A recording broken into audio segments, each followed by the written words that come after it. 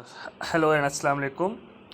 Today our topic is a very important one under international law when it comes to understanding of the jurisdiction of a state.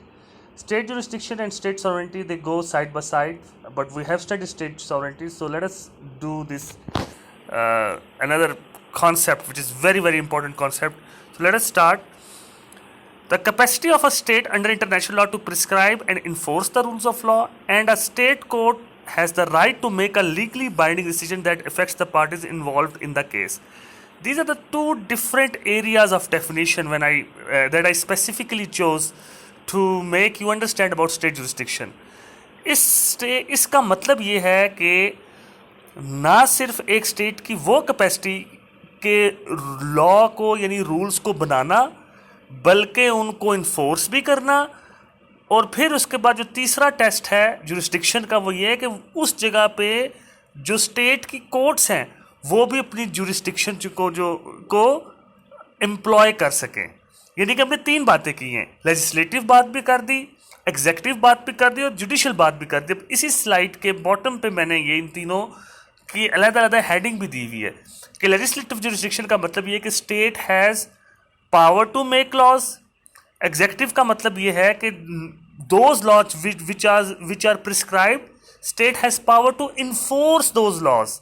And third one is judicial one, that is the judges have the state court judges have the power to give the judgment, and for sure executive will have the power to enforce that judgment. ये बिल्कुल एक state, हम political science की domain में यहाँ पे दाखिल हो रहे हैं कि जिस तरह एक स्टेट के तीन ऑर्गन्स होते हैं, इसी तरह और इन्हीं तीन ऑर्गन्स की वजह से हम कहते हैं ना कि स्टेट की जुरिस्डिक्शन है.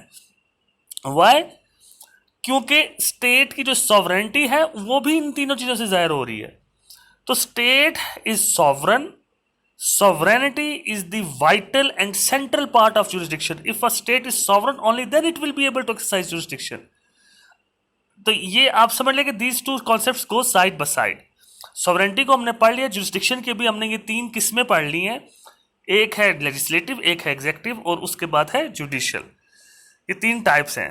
Next comes territorial principle. याद रख लें कि जुरिस्डिक्शन होती ही टेरिटरी पे है. क्यों? क्योंकि लॉ खुद से टेरिटोरियल नेचर है उसकी. The principle civil jurisdiction and criminal jurisdiction are different. Here are some principles regarding the same. जो सिविल जुरिस्डिक्शन है और क्रिमिनल जुरिस्डिक्शन है, इंटरनेशनल लॉ में इनका जो स्कोप है वो थोड़ा डिफरेंट है. बिल्कुल इसी तरह जैसे सिविल लॉ और क्रिमिनल लॉ में डिफरेंस है. सिविल का जो जुरिस्डिक्शन है, याद रख लें इंटरनेशनल लॉ के अंडर उसका स्कोप थोड़ा सा वाइड है. क्रिमिनल जुरिस्डिक्शन का स्कोप उतना वाइड नहीं है, इसका थोड़ा नैरो स्कोप है. The territorial principle is an old principle of international law. It is basically very old custom. ये कस्टमर इंटरनेशनल लॉ का प्रिंसिपल है कि आपकी जो अपनी टेरिटरी है आप उसमें सॉवरन है, आप वहां पे अपनी जुरिस्डिक्शन एम्प्लॉय करें, वहां पे एक्सरसाइज करें अपनी जुरिस्डिक्शन को.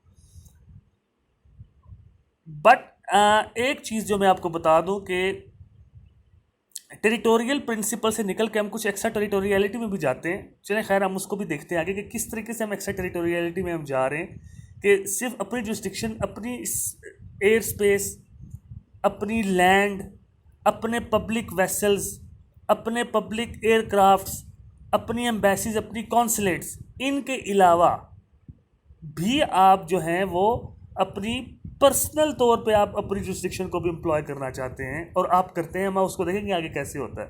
तो नॉर्मली हम अगर इसमें देखें तो territory includes land, national air space, internal water, territorial सी का कुछ एरिया, वो मैं आगे बताऊंगा मैं वो कितना एरिया है वो इंटरनेशनल लॉ के मुताबिक. आपके नेशनल एयरक्राफ्ट्स, आपके नेशनल वेसल्स, आपकी एम्बेसीज जो यहाँ पे मौजूद नहीं हैं वो दूसरे मुल्कों में, इसी को हम एक्स्ट्रा टेरिटोरियल जो है वो इसको हमने एक्स्ट्रा टेरिटोरियल सॉवरेनिटी का, एक्स्ट्रा टेरिटोरियल हमने इसको जुरिस्डिक्शन का नाम दिया हुआ है. The territorial principle also has two underlying principles. Subjective territorial principles is exercised by the state in whose territory the crime is initiated but completed outside. For example, if drugs are made in a state A, but those drugs which are made in state A are not used in state A, they are used in state B. But at this point of time, आपकी जो state A है वो ये jurisdiction assume कर सकती है, क्योंकि वो कहती है, वो ये कह सकती है कि भाई मेरी स्पेस में आप ड्रग्स बना रहे हैं, बेशक यहाँ पे यूज नहीं कर रहे लेकिन बना रहे हैं. ऑब्जेक्टिव टेरिटोरियल प्रिंसिपल में be exercised by the state in whose territory the crime had its effect. Killing of someone on a border from one state to another. एक शख्स एक स्टेट ए में खड़ा है और वो स्टेट ए से वो गोली चलाता है और स्टेट बी में मौजूद एक बंदा मर जाता है. तो स्टेट बी में जो बंदा मरता, जिसमें बंदा मरा है, स्टेट बी जो है वो जुरिस्डिक्शन अज्यूम कर सकती है. लेकिन ऑफ कोर्स ये थोड़ा मुश्किल होता है इस सेंस में कि जुरिस्डिक्शन अज्यूम करें, क्योंकि वो बंदा तो दूसरी टेरिटरी में मौजूद है. तो आप उनसे ये कह सकते हैं कि आप इस बंदे को एक्स्ट्राडाइट करें हमारे पास, या आप किसी और तरीके से उसको पकड़ने की कोशिश करते हैं. हम देखेंगे इस तरह के मामलात में कि आगे हुआ क्या. इस तरह के कुछ केस लॉज मौजूद हैं जब एक स्टेट ने अपने खिलाफ जब उन्होंने कुछ लोगों ने काम किया तो उन्होंने उन लोगों को किस तरीके से दूसरे स्टेट से पकड़ लिया. Ashman versus government of Israel is a leading case of that. We will do it. We have done it and we will do it again. Next है personal jurisdiction. Personal jurisdiction is also called nationality principle, that implies that a state jurisdiction extend to its nationals and extend they take beyond its territory. It has two underlying principles. याद रख लें, territorial principal तो हमने पढ़ लिया. Territorial principal के अलावा जो पर्सनल जुरिस्डिक्शन का प्रिंसिपल है ये थोड़ा सा वीक प्रिंसिपल है. It is not as strong as territorial principle, क्योंकि स्टेट किसी अपनी टेरिटोरी में तो किसी एलियन पे भी अपना वो जोर चला सकती है ना. बिल्कुल ऐसे जैसे पाकिस्तान के अंदर अगर कोई एलियन भी है, कोई नॉन पाकिस्तानी भी है, उसके ऊपर भी पाकिस्तान का लॉ तो होता है. लेकिन आपकी टेरिटरी में एक बंदा मौजूद ही नहीं है तो आप कैसे उस पर अपना लॉ गवर्न करेंगे. ये एक weak, I am again repeating, it's a weak jurisdiction, but this jurisdiction is being exercised by many states. Even from Pakistan it is exercised. We will see these two nationality principles here. Active nationality principle implies that a state may prosecute its nationals for crimes committed anywhere in the world. ये बिल्कुल ऐसे ही जैसे अगर कोई पाकिस्तानी किसी दूसरे मुल्क में कोई ऐसा काम कर रहा हो कि जो काम यहाँ पे हमारे मुल्क में पाकिस्तान में या कोई इंडियन है, कोई इंडियन किसी दूसरे मुल्क में कोई ऐसा काम कर रहा है जो इंडिया में वो उसके लॉ के ख़िलाफ़ है, तो आप कहेंगे कि हम जुरिस्डिक्शन, क्योंकि वो हमारा नेशनल है तो हम उस पर जुरिस्डिक्शन एज्यूम कर सकते हैं. फिर आप उसके लिए एक्स्ट्रेडिशन की कोई दरख्वास्त दे सकते हैं या कोई और इस तरह से क्लेम कर सकते हैं. Passive nationality principle implies that crimes committed by aliens against their nationals abroad comes under its jurisdiction. यानी कि आपकी स्टेट के किसी नेशनल के अगेंस्ट किसी एलियन ने काम किया, बेशक वो काम बाद में वो बाहर किया हो काम, तो उस सूरत में हो सकता है. कि SS लोटस केस जो है ये बड़ा इंपॉर्टेंट केस था 1927 में. इसमें सिंपल फैक्ट ये था कि टक्कर हुई थी इनकी फ्रेंडशिप के साथ, तो उसमें उस कोलिजन में या जो भी वो एक बहरहाल एक दो टर्क्स जो थे उसमें आप इसको कंप्लीटली और इसको देख भी सकते हैं कि उसमें बेसिकली टर्क्स की कुछ डेथ्स हो गई थी. बाद में जब शिप टर्की में आया तो इन्होंने उसको जो कैप्टन था और वो जो लोग थे उधर उसमें उन्होंने उस पर कब्ज़ा कर लिया. उस फ्रेंच वो जो लोटस जो था वो जो शिप था, तो उस शिप के अगेंस्ट में उन्होंने प्रोसिक्यूट करना शुरू किया और उन्होंने उन जो क्रिमिनल्स थे उनको सजा भी दी थी. तो फ्रांस ने प्रोटेस्ट लॉन्च किया टर्की के ख़िलाफ़ कि ये आप नहीं कर सकते थे, क्योंकि वो तो हमारा शिप था, हमारी प्रॉपर्टी थी. वो शिप जो है अभी हमने बात की ना, जो पब्लिक शिप होता है वो आपकी प्रॉपर्टी होता है, उसमें आपका कानून चलता है. तो ICJ ने इस पे फैसला ये दिया था कि Turkey was right in doing so. Why? Because of the objective principle. क्योंकि बेशक क्योंकि देखे ना, जो बंदा मरा वो उनके शिप में मरा, टर्की के शिप में बंदा मरा. टर्की के शिप में किसका लॉ था? टर्की का लॉ था. फ्रेंच शिप पे किसका लॉ था? फ्रांस का लॉ था. लेकिन जो एक्ट फ्रांस की शिप पे हुआ उसका इफेक्ट टर्की के शिप पे हुआ. तो वो ऑब्जेक्टिव प्रिंसिपल जो हमने बात की थी कि अगर एलियन के एक्ट से आपके नेशनल को कोई नुकसान पहुंचे तो आप जुरिस्डिक्शन एज्यूम कर सकते हैं. Ayushman versus attorney general of government of Israel 1962 is also glaring example of that.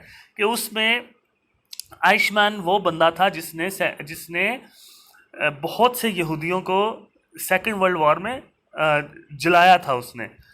Argentina से जो इसराइल की जो खुफिया एजेंसी थी उसने वहाँ से उसको किडनैप किया अर्जेंटीना से और उसको इसराइल में लेके आए।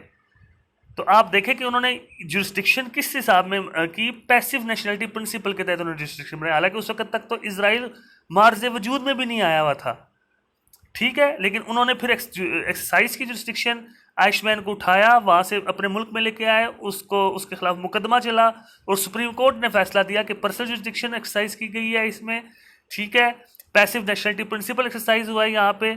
और हमने जो ये मेथड, किस मेथड से हम इसको इधर लेके आए, ये बात नहीं है, बात ये कि उसने जो काम किया था उसकी सजा उसको मिलनी चाहिए। The crime was so heinous. Next है protective and universality principles. Protective principle simple है, वो ये है कि if an alien commits an act outside its territory that is deemed prejudicial to its security and interest, यानी कि आपके मुल्क के खिलाफ कोई बंदा किसी दूसरे मुल्क में बैठ के कोई गलत काम कर रहा हो। अब वही आइशमैन वाली बात लेके जाएं कि मुल्क आपका बना नहीं, लेकिन आपने ये ग्रज जहन में रखा कि इसने हमारे जो ज्यूस थे उनको मारा था, तो हमने इसको पकड़ना है।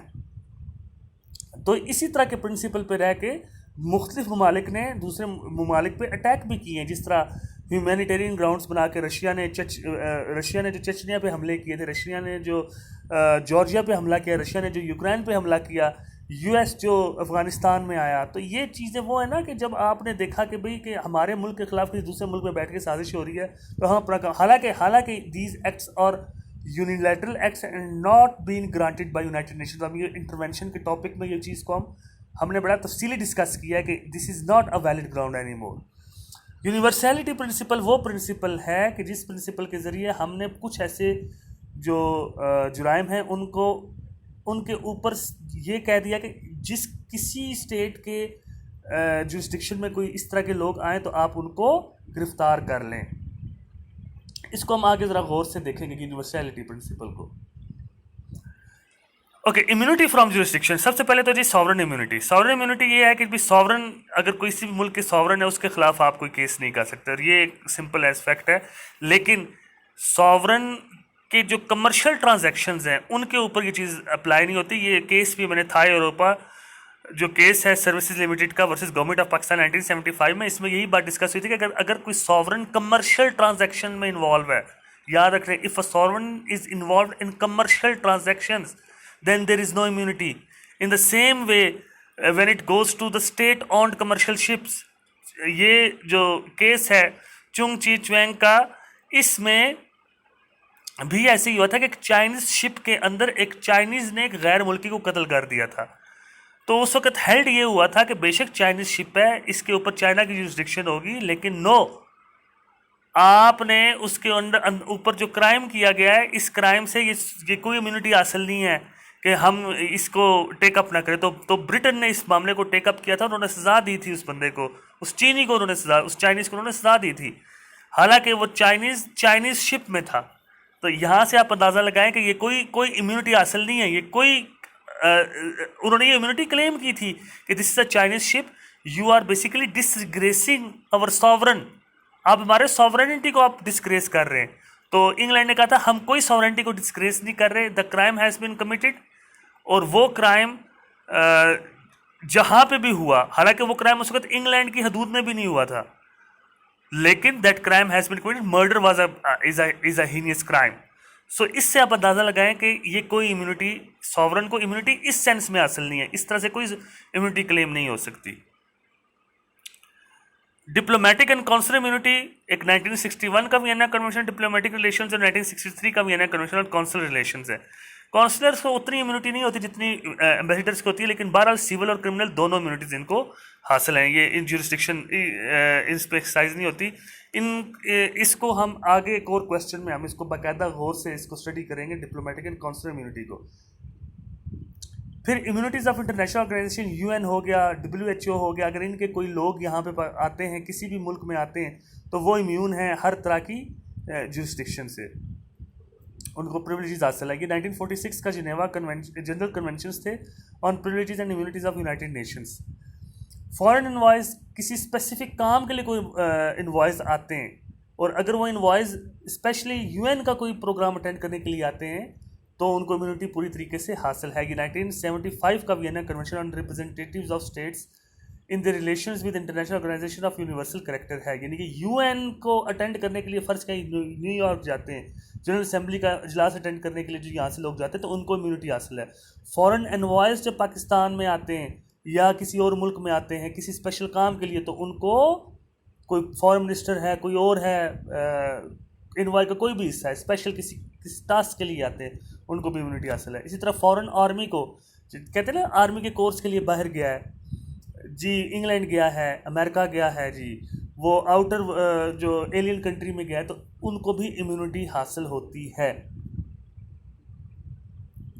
So epitome, one of the essential ingredients of a state is sovereignty, and territorial sovereignty is the basis of jurisdiction for sure.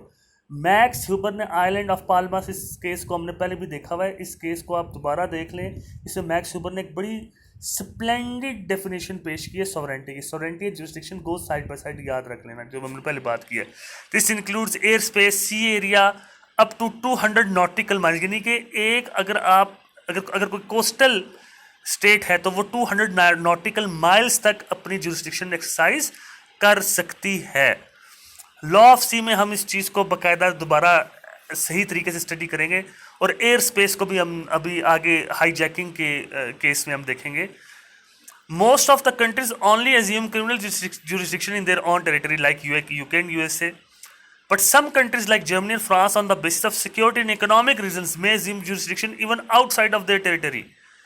वो ये कहते हैं कि अगर इकोनॉमिक, जिस तरह हमने पहले भी पीछे ही पढ़ा था कि जो प्रोटेक्टिव रूल को ना वो बहुत ज़्यादा अहमियत देते हैं, शायद यूएसए और यूके भी उतने नहीं देता।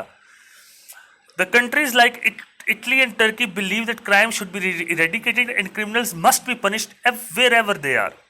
This is also called principle of extra territoriality, यानी कि वो ये कह रहे हैं कि अगर किसी भी जगह पे कोई क्राइम पर कोई बंदा सरजद करता है और वो सरजद करने के बाद अगर इटली या टर्की दोनों कंट्री, ये उनका ये ख्याल है कि अगर हम हमारी जुरिस्डिक्शन में वो आता है तो हम उसको सज़ा दे सकते हैं। So guys, this was the whole topic. It was a lengthy topic and I wanted to give you all the points included therein, and this topic actually continues क्योंकि अभी हमने यूनिवर्सल जुरिस्डिक्शन में पायरेसी को और hijacking को भी discuss करना है, और फिर उसमें जो स्पेशली जो टेरिटोरियल सी है और जो सी से रिलेटेड जुरिस्डिक्शन है वो भी अभी हम आगे देखेंगे। So I hope that this was fruitful for you. Thank you so very much.